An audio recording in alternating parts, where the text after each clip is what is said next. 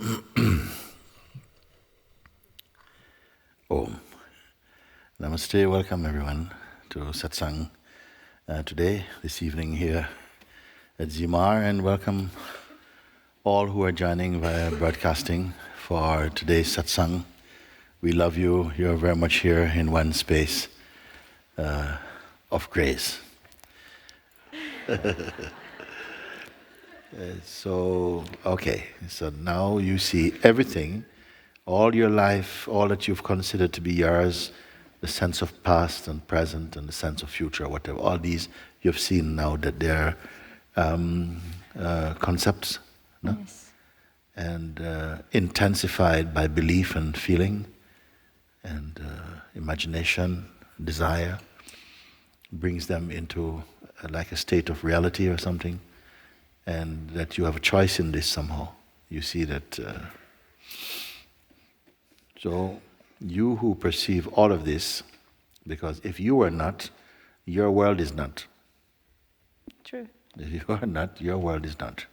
And our world is a very unique place. And there is one earth, but there are billions of worlds. In each body-mind unit, a very private world is unfolding. And in the same way that you cannot share your dream, even with the best one that you love, you cannot bring them in to experience your dream with you. In the same way, they cannot experience your waking state the way that you perceive. Very unique thing. So where does it come in that we are one? When each world seems to be a unique movie. In what way can we be one? Each one has a unique movie, a unique take on life, and so on. And we can really agree, even within one family, much less the world, you see. It seems to be our private world, and within our private world is the sense of a collective world, a universal world or something. So can things match up so much that we can meet and have this beautiful world together or something possible? I don't think so. Not like that. Not in this way. You have to be, like I say, the cow that jumped over the moon. Moon means all that you think you know, your concept, idea, your sense of self, sense of world and purpose, all of this. And if you jump over the world, that world, you find yourself, but in what I say, in your heart, or as the self. And only as the self, you'll see the self in everyone, in every form. Yes. And it is only from this place you'll see that there are no dialogues in the whole universe. It's all a monologue. It's just the one self conversing with itself in the form of other, but not yet recognizing the fundamental and essential unity of all of it. While we are so immersed in personhood and insist on personal autonomy and are afraid to look more deeply inside our own being to discover our universality. So we come now where the question can be put, you see, the perceiver of all of this. And remember that what we are perceiving alters in the view of the perceiver, depending upon the condition of the perceiver. Even now science is beginning to accept this. That what you're seeing changes according to the mood of the perceiver, alters the object of perception. It behaves differently. It is not a fixed thing.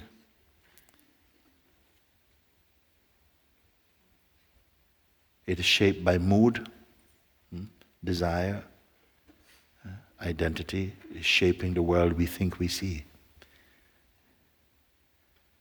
And even if you could design the best heaven There are many people, most, who would not want to be in your heaven. It will be hell for them. So it cannot come out of the mind that is creating on the basis of personhood, however noble your projections may appear to be.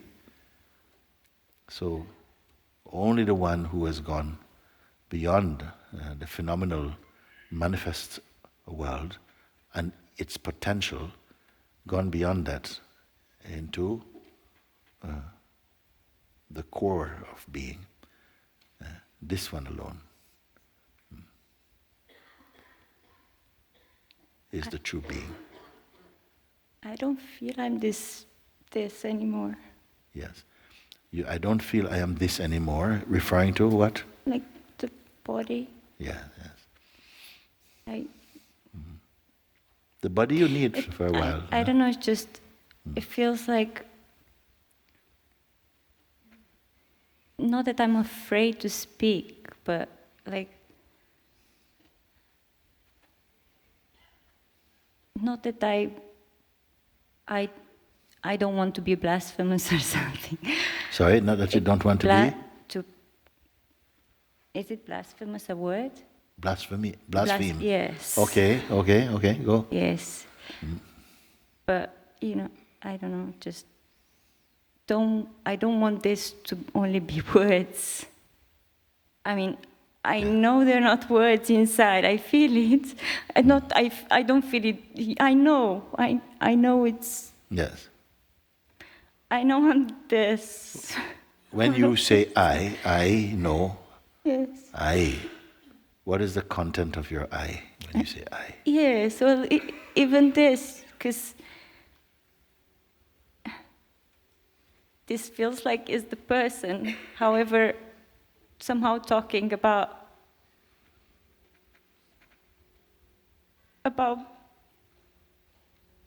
me. Well, you are determining that now. These facts don't exist independent of your determining them. So you are making up your fact now by saying, yes, it feels like it's a person talking about that. But you can change this. It's not. You have options here. You don't have to be, caught in that that concept. So I'm this.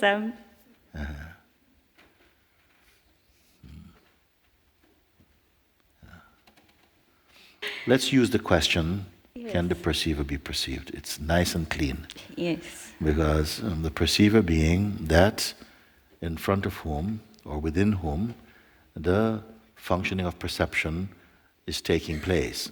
So, what do you know? You automatically know you exist. You don't need someone to tell you you exist.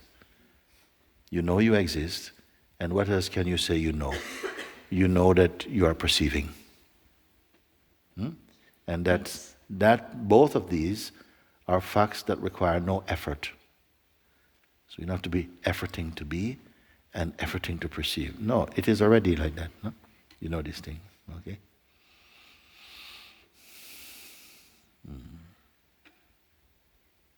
And what you're perceiving, you don't need to tie yourself to any object of perception because it is not stable anyway. Everything's coming and going. And it does not give any greater strength to the perception by identifying personally with it. In fact, it's much cleaner when there's no identity with it. That doesn't mean you're without feeling, without sensitivity. Sensitivity can be there. Identity does not need to be there. Okay. Something is perceiving, or there's perceiving of everything that is perceivable. That is going on. Then you are asked, everything shows up in the light of perception, including the most subtle things. There are some thoughts or sensations that they are so subtle that there are no names for them. We don't know what to call them. Nevertheless, you perceive them. And of all the things comprised of the 5 elements, we say space is perhaps the most subtle. We can't talk much about it. There's no story there. And this also you can perceive, it's perceived. That which is perceiving, is it an entity? Is it an object that is behind, like you've seen the story of where the yellow brick road, no? It's not called yellow brick, what's it called? Come on, you know, what's it called? The Wizard of Oz, the Wizard of Oz. They say you go around this road and finally she comes to this place and to find out who is behind all of this and pull the curtain and there was some guy. Behind the curtain of the entire universe, is there some guy? And who is behind it? There's no form. Huh? There's no form. There's no form. There's no form. The one that perceives, there's no form, there's no attribute of it. No attributes, no form. There's nothing. Yes. And who is making this discovery? Well, there's nothing else to see this except itself. Which means you. Yes. And this is the fear. This is the fear of the blasphemy part. I've seen this many times. It's just I don't want to come in front of you by saying something that may not be true. I don't know. How could it not be true? I mean, no, that it's not true. I mean, true within this form. The seeing, yes. Yes. No, because it's the only truth. Yes. So what must your life be like then? What must your life be like? You have a boyfriend, you have a job and so on. We all want to know, what is your life like? It's just life. It's life. You see, so everything, including the sense of deep, intimate relationship, is just occurring as part of the unfolding of the play of consciousness. Everything is there, including the sense of oneself answering to a name and being late. Oh, I've got to go and so on. All of this is pure functioning.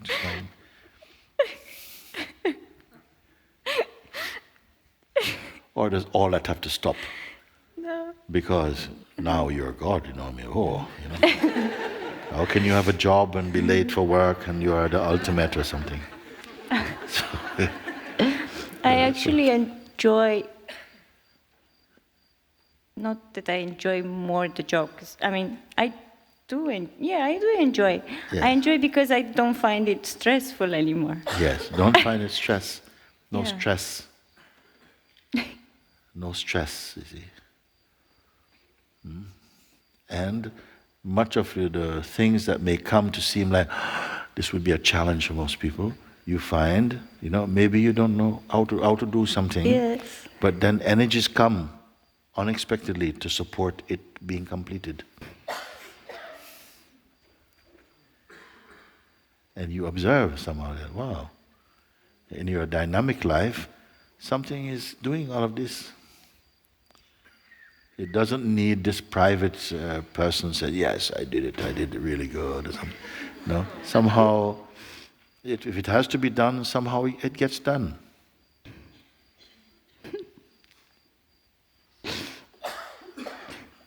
But you don't have to tell anybody about that. It just somehow, they say, oh, you did very well. Thank you.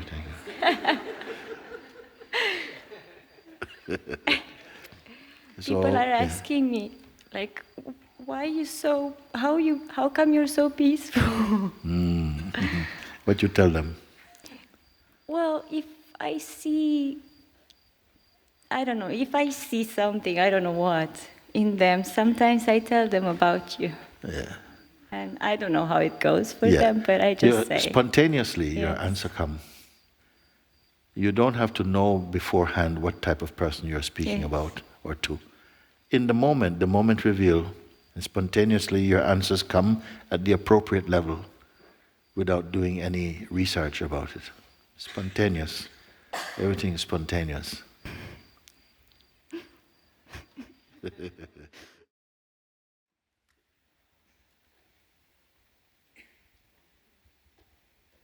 I could have sat for 1,000 satsang without putting my hand up. Yeah. I did in Rishikesh and all the satsangs I've been sitting in front of you. Yes. Without ever putting my hand up. Yes. Yes. The sense other, you see. The sense other. You have to look at the sense other.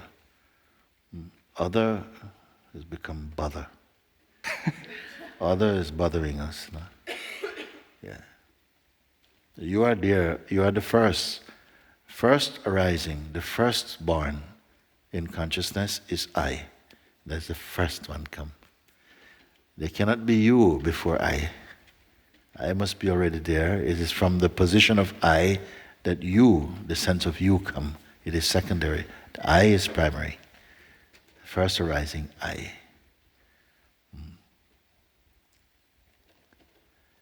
So after I, and then I becomes I am this body.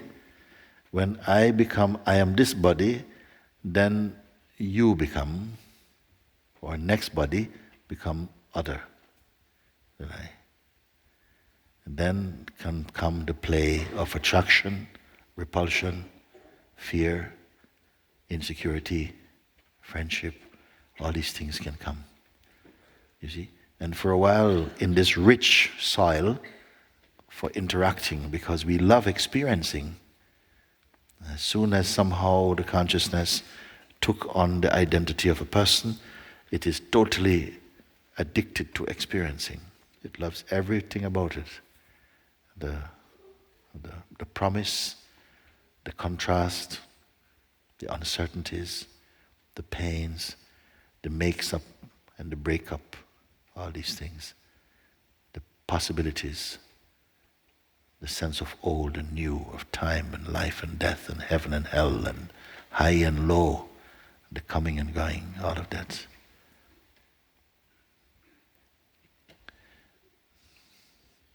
So this feeling of other, so the I tends to suffer from other.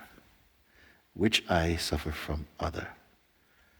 Because there's an I that does not suffer. Even though it can perceive the sense of other, the other becomes something very superficial. Because in each body arises the primary feeling I in each body. The name of each one is I. I am, I exist. That is our name. I am, I exist. You see? And this I that says, I am this body, then pride comes, then fear comes. I and you come. So,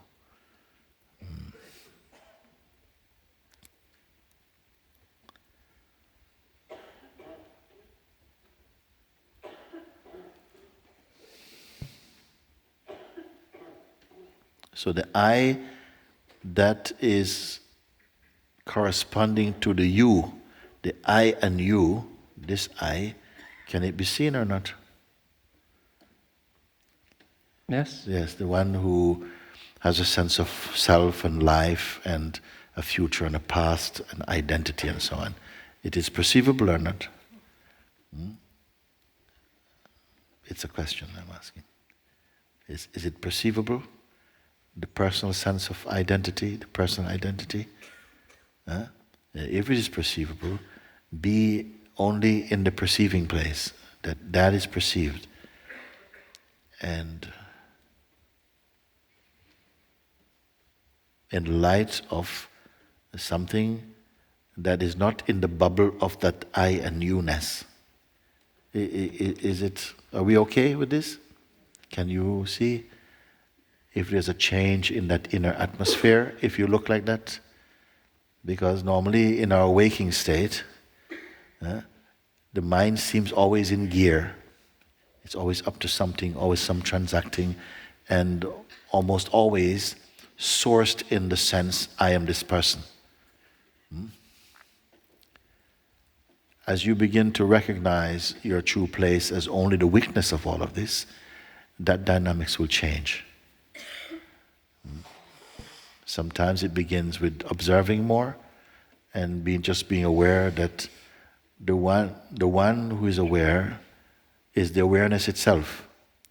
And awareness does not admit to parts such as you and me. You begin to experience this, maybe in a very subtle way at the beginning, but it becomes more and more clear. Until this very menacing duality, it thins away, and only the sense of I-ness is there, the sense of I. But all the beings are seen. But the way in which you relate to each one, although you may say you, but inside your heart it is still I. And that is going to make a huge difference. Because even if whatever you are talking, even you're only talking about tomatoes and tuna, what they will be perceiving from you is the sense of presence, all-encompassing, unthreatening, full of love and acceptance, full of grace and beatitude. But that work happens in you.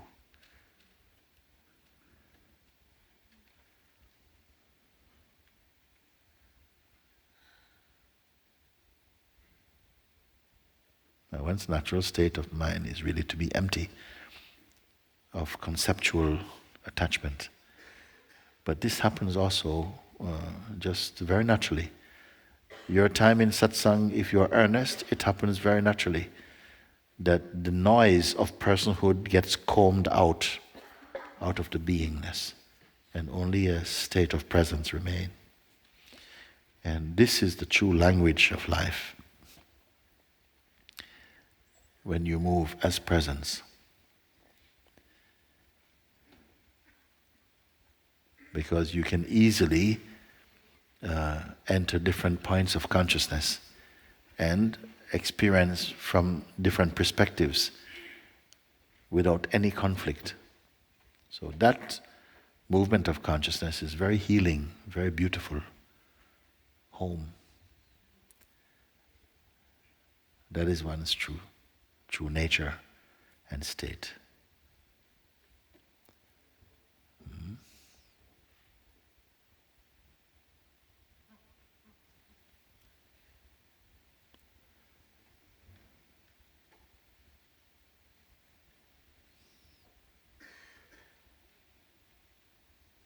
Let's, for a moment, imagine that there was no next. Suppose there's no next. No next thing to do, no next thing to become. The concept of next was taken out of the consciousness, out of the mind. So simply you're here. Your pronounced, profound experience is simply, I am. I am not on the way to somewhere. I am.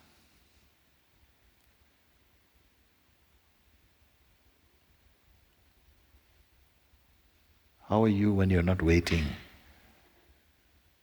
not looking forward to the next thing, the next meal, the next action? Observe and see, are you filled with restlessness? Does it feel claustrophobic, oppressive? Or does something simply relax and lets go of all kinds of projection?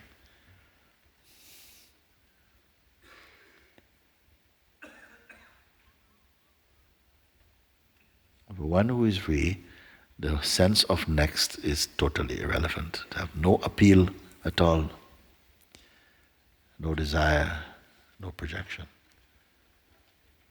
They're in total state of contentment.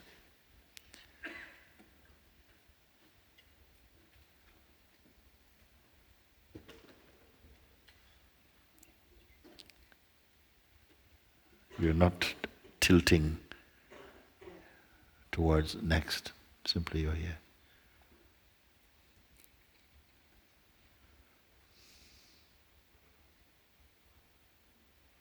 There's no future. No one has ever experienced tomorrow or future.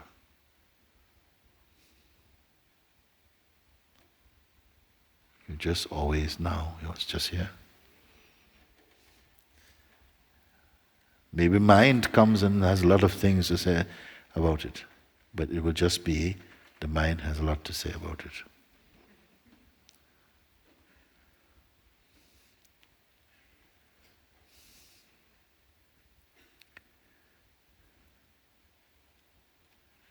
Perhaps the anticipation for next future is in the way of you fully being where you are and loving it.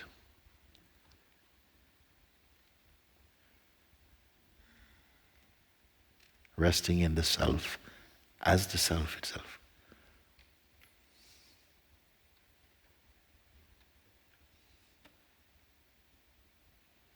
But nobody doing that, not somebody doing now. No, you are now.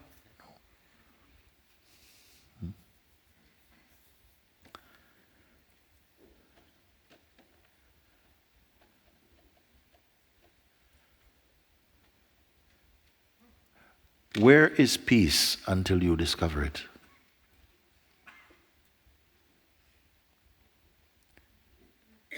Where is love until it is found? Where is it hiding? Where is timelessness until you recognize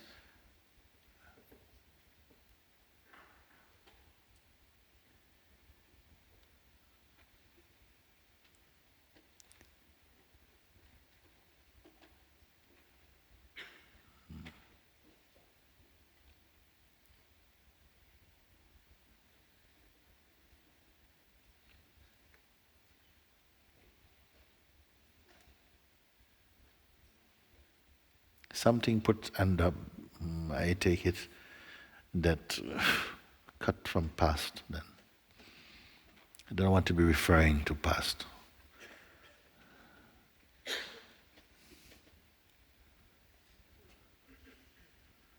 Time pass.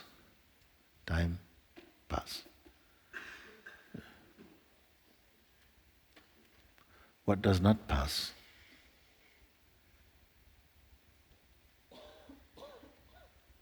Is there anything in you that does not pass? Time pass. The body also is moving, changing. Mind also changing, moving. Everything is swimming by. Is there anything that is not swimming by? That is not moving? That is not at the mercy of time? Is there anything in you which is no effort, it just is?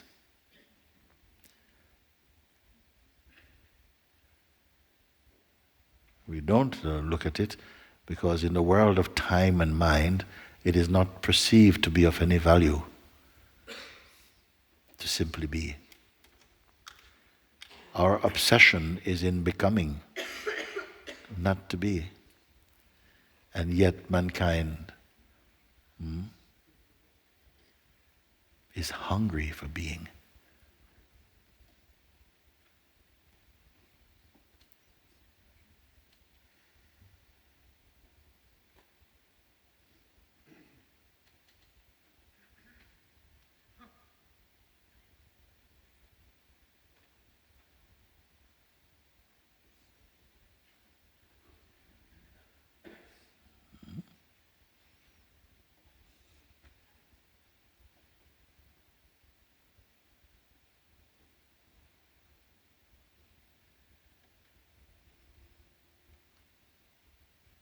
Something you will say? No.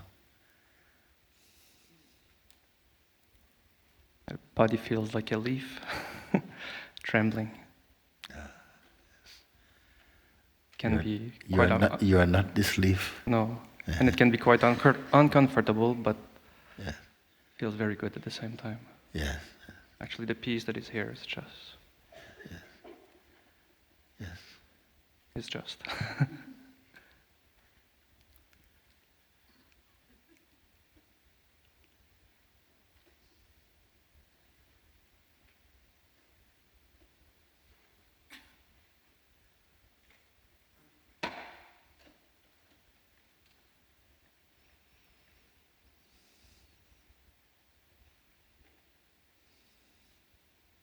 Seem to know. I know the recipe. I know the recipe. I know. Stay here. Let go of the thoughts that come. And that too, it seems. You don't have to let go if you don't pick up. If you don't touch, you don't have to let go. In the same way, you don't have to transcend something which has no meaning for you.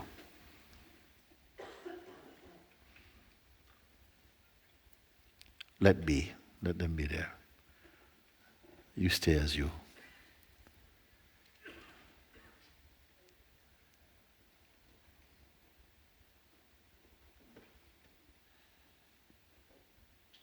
Or you find out to whom are the thoughts speaking? Who is affected by them? And for this you must stop and keep very quiet and keep hold of your question. You even write it down and see if it can be identified, the one who is attacked by thoughts, the one who the thoughts are speaking to. See if it can be identified. Be very quiet and see. When a thought says, yes, you almost got it.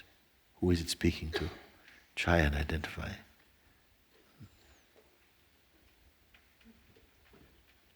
Is this one tangible? Can it be recognized? Keep on doing this and see what happens.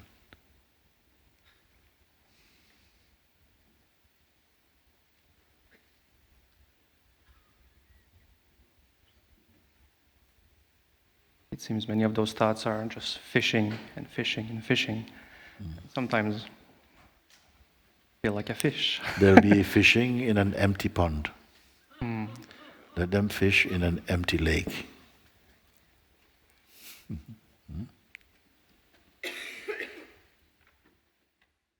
As soon as it becomes clear that the person itself is phenomenal, just like thought is, twig or no twig matters not to you. You're not fighting any battles personally anymore. You're in the realm of beingness, of pure presence. Many of you can begin, or you recognize this already. All your functions are taking place in presence, not person. Sometimes the person is like a little shadow that comes in, but no problem. You don't give him so much attention. You're not feeling, oh, I've got to get rid of this person, which again is something personal. Simply, it is ignored, it's nothing at all. And ignoring thought is the most powerful thing. But don't become an ignorer. Simply ignore them. Don't pick up any identity like this. So I've shown you easy way. More difficult way is to be like this monk who is detached, very, very detached from everything, but still attached to something.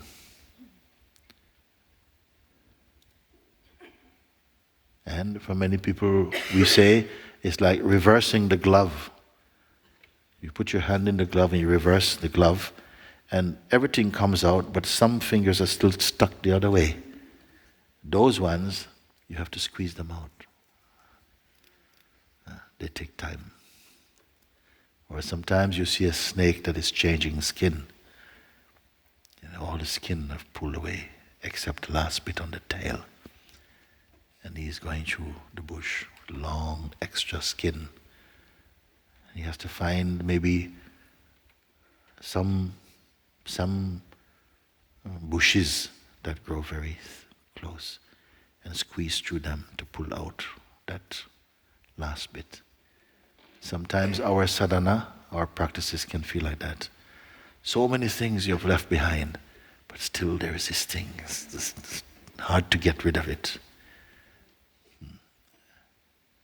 But when I point you to say, even this one, who is trying to get rid of the last bit of trouble, you see, don't give so much importance. You are aware of this. Are you aware that you can be aware of this one? Because the moment you see that you are aware that it is seen, it becomes phenomenal and not real. And as soon as that happens, you see, you need not work on this one. You are now in the realm of presence. Presence is not a person, has no religion, has no sadhana.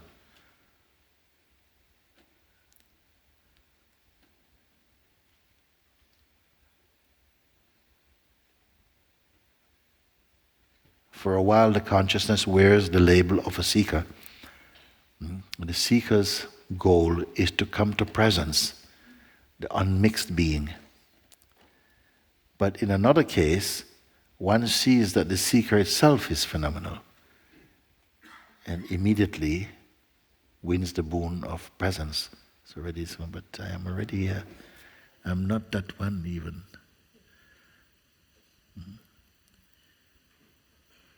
We have to be careful because very close to this path, because it's so direct, sometimes some arrogance can come.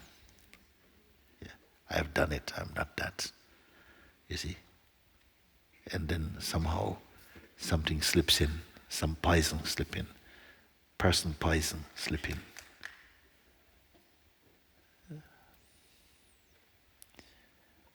In your earnestness, something is there walking with you, protecting your way. You may not see it visibly, but in the moment of need or in crisis, he shows up. He's on your side.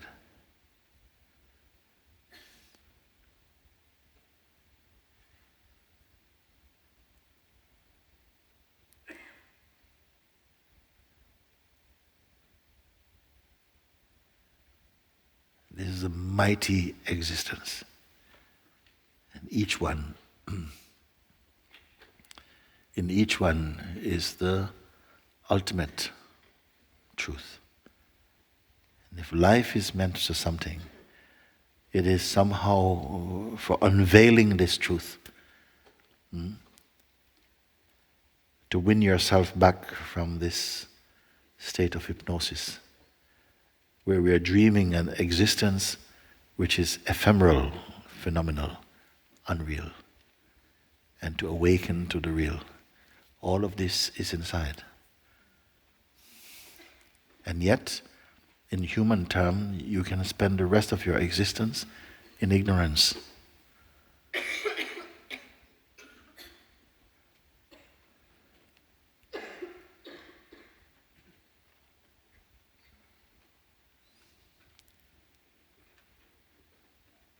For some beings here,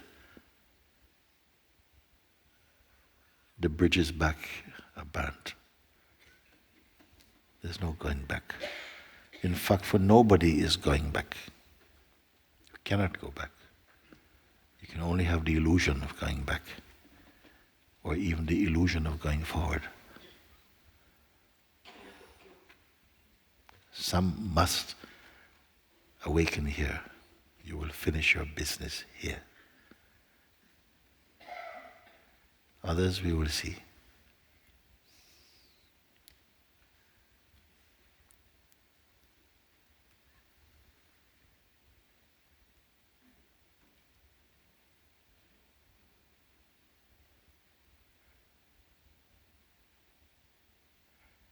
It is in precisely such environments, in this climate of spiritual grace, and that the Buddha nature is revealed, the Christ light or consciousness is revealed. Set free from the illusory imprisonment of psychological identity.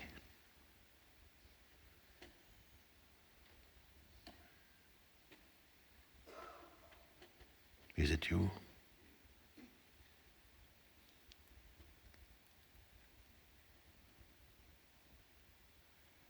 Is it not you?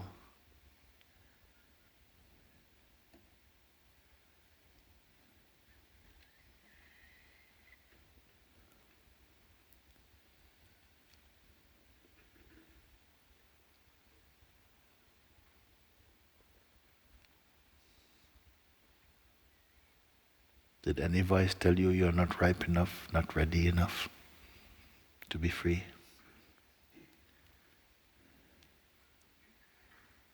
And yet there can be still an energy that needs to continue in a deep emotional relationship with phenomenon. It is okay. If it is to be so, it is fine that it is so.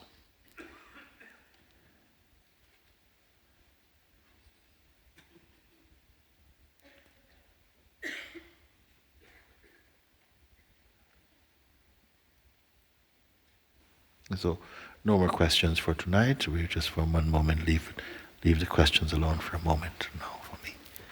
And,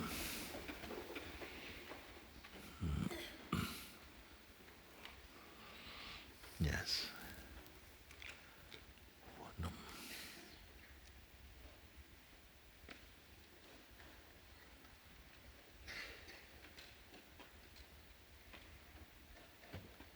So let all intentions simply drop.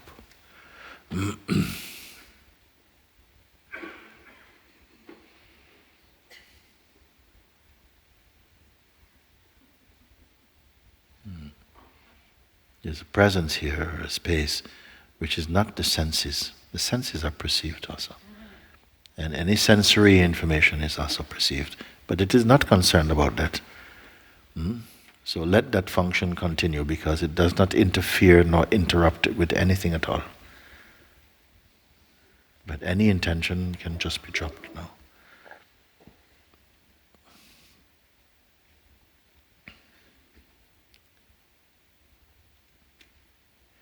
And as I said earlier, no next, no waiting, not waiting.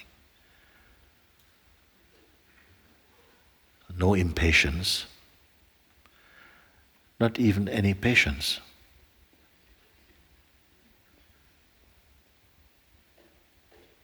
No shape that you have to be.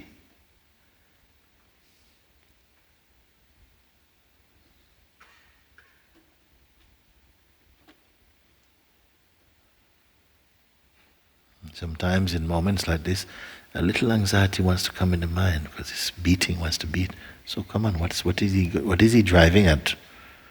Where are we going with this? We're not going anywhere.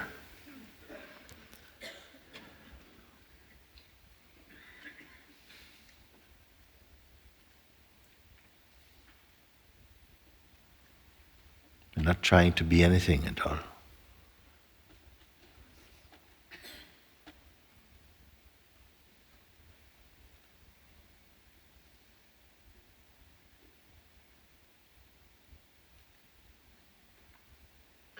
We're not meditating.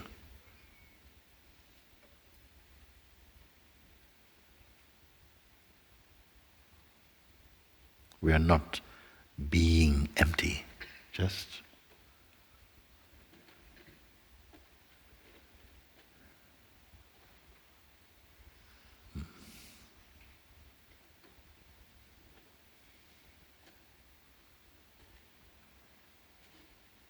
you're not the manager of existence or even your life.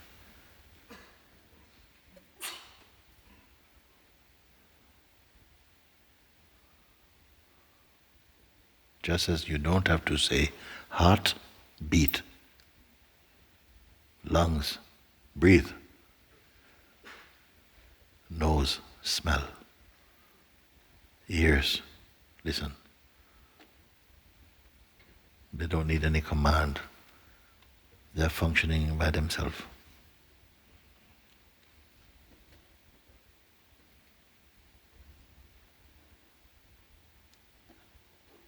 Who are you?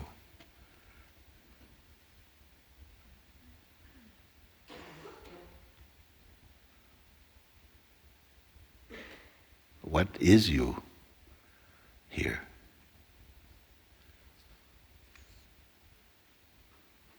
Just a state of awareness. Something feels it exists. I'm here.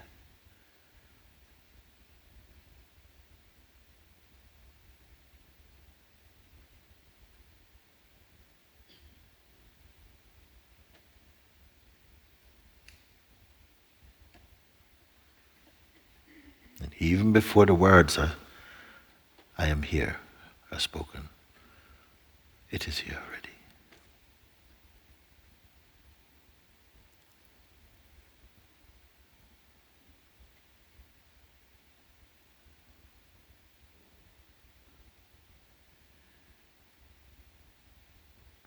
It does not come with a book of instructions or a manual.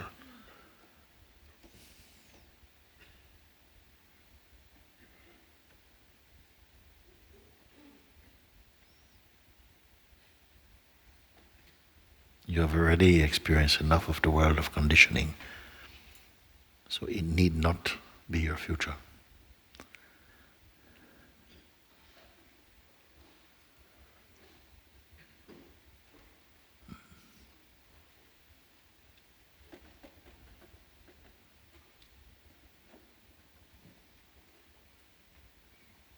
Someone said, "Thank you, Guruji, for allowing me to be nothing."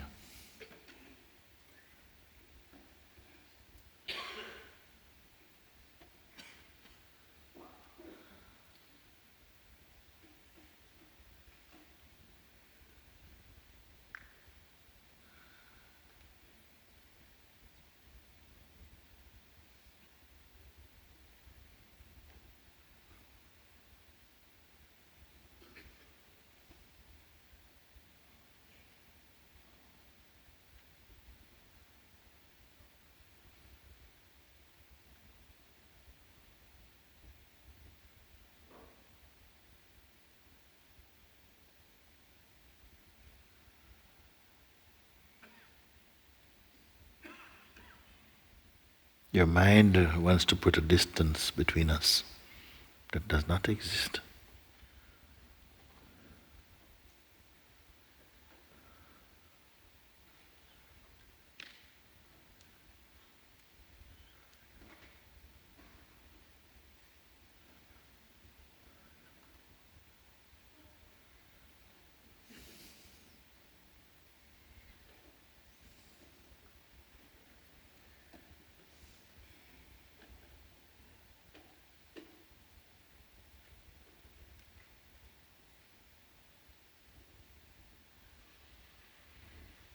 You have heard it said, you are the light of the world. Your heart is the light of the world. Don't let your mind hide it. What is this light? What is this light?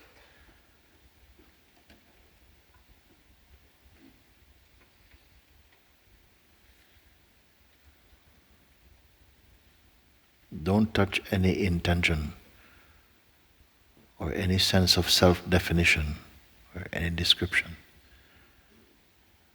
Now you can see now.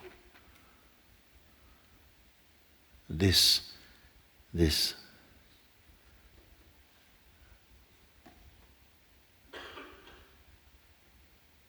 the light of the world.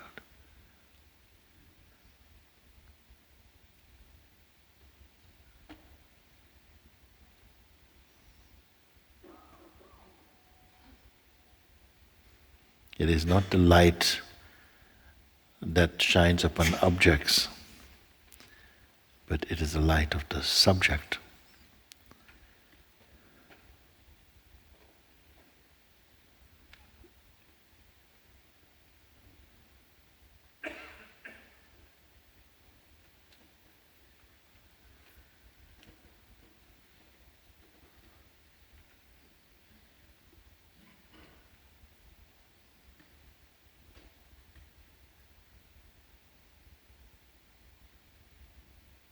Don't offer this to your mind.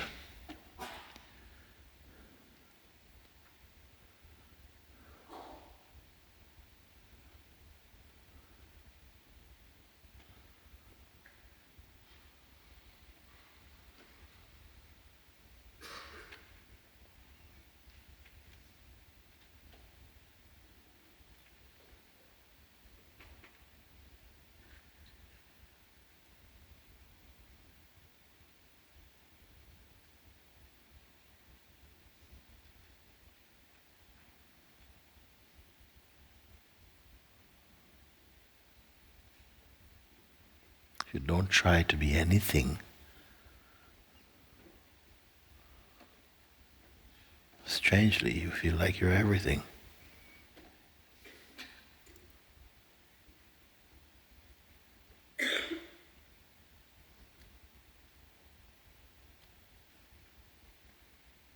And nothing.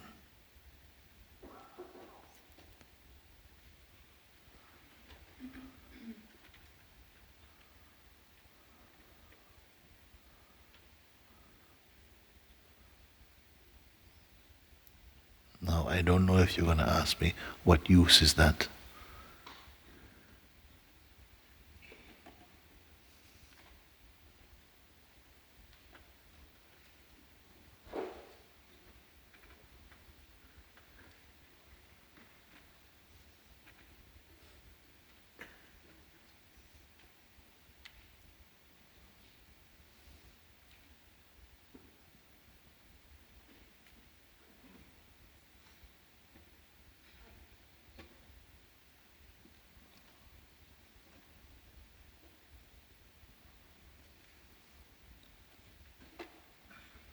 If you feel a sense of emptiness,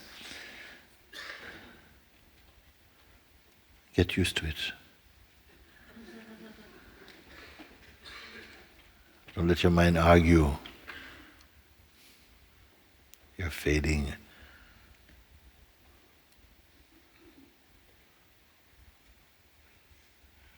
You're not going to be interesting anymore.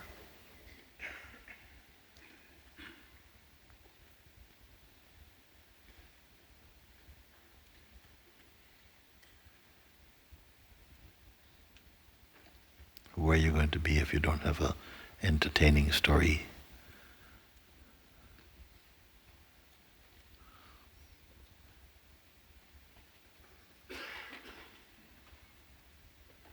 Why try to be special when you can simply be yourself and be happy?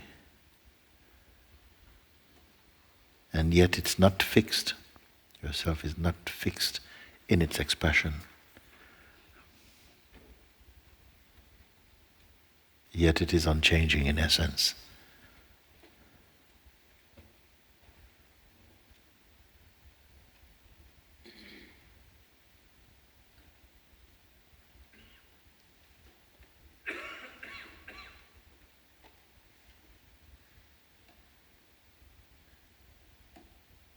Who knows that these words are not words actually?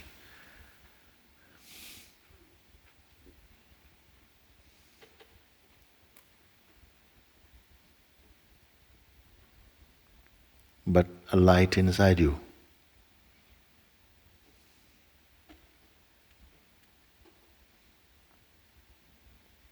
Revealing what your mind tries to deny.